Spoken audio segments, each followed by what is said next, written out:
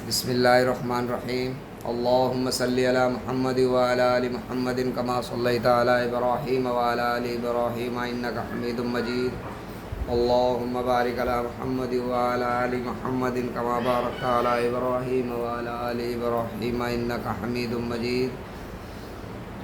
میرے ساتھی اور دوست اور بزرگوں، دیکھو اللہ تعالیٰ کا کتنا بڑا فضل و کرم ہے کہ اللہ تعالیٰ نے ہم سب کو جوہر کی نماز باجماعت پڑھنے کی توفیق عطا فرمائی۔ مسجد کرم یہ ہوا کہ تھوڑی دیر دین کی نسبت میں بیٹھنے کی توفیق عطا فرمائی۔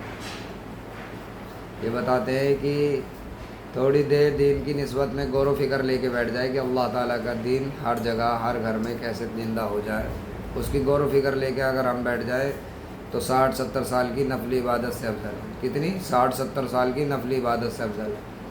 اور ایک انسان اپنی جوانی سے لے کے بڑھاپے تک 60-70 سال تک اور نفلی عبادت پڑھتا رہے اور تھوڑی دیر دین کی نسبت میں بیٹھ جائے غور و فکر لے کے تو 60-70 سال کی نفلی عبادت سے افضل ہے۔ میرے بھائی اور بزرگوں اور دوستوں، اللہ تعالیٰ نے ہم سب کو ایمان والا بنایا اور اپنے گھر میں بلایا اور اتنا بڑا اہم فریضہ ادا کروایا۔ میرے بھائی، حضور پاک صلی اللہ علیہ وسلم کی صحبت میں رہ کے صحابہ اکرام رضی اللہ تعالیٰ اجمعین نے بہت ساری صفات سیکھی۔ کتنی؟ بہت ساری صفات، جس میں سے کہ چند صفات اگر ہماری زندگی میں آ جائے تو ہمارا بھی دین پہ چلنا آسان ہو جائے۔ جیسا کہ پہلا ہے ایمان۔ ایمان کے کلمے کے بولیں لا الہ الا اللہ محمد الرسول اللہ صلی اللہ علیہ وسلم۔ اس کلمے سے ہم نے اقرار کرا ہے کہ نہیں ہے کوئی معبود سوا اللہ تعالیٰ کے، اور محمد الرسول اللہ صلی اللہ علیہ وسلم اللہ کے بندے اور رسول ہیں۔ دوسرا ہے نماز۔ ایمان کے بعد جو سب سے بڑا حکم ہوا ہے وہ نماز کا ہوا ہے۔ نماز اللہ سے براہ راست مانگنے کا ذریعہ ہے۔ نماز، جب اللہ تعالیٰ نے نماز جیسا تحفہ دینا چاہا تو اپنے حبیب محمد الرسول اللہ صلی اللہ علیہ وسلم کو اپنے پاس بلایا۔ اتنا پاس بلایا یہاں تک کہ جبرائیل علیہ السلام بھی نہ جا سکے، جو اللہ کے سب سے بڑے فرشتے ہیں۔ اور میرے بھائیوں، اس سے ہم یہ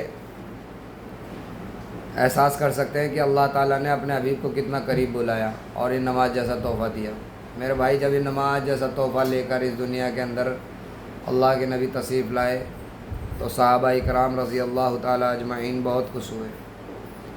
اتنے خوش ہوئے یہاں تک کہ دلوں کے اندر لہر دوڑ گئی اور یوں کہا اب تو بس اللہ سے مانگنے کا ذریعہ مل گیا۔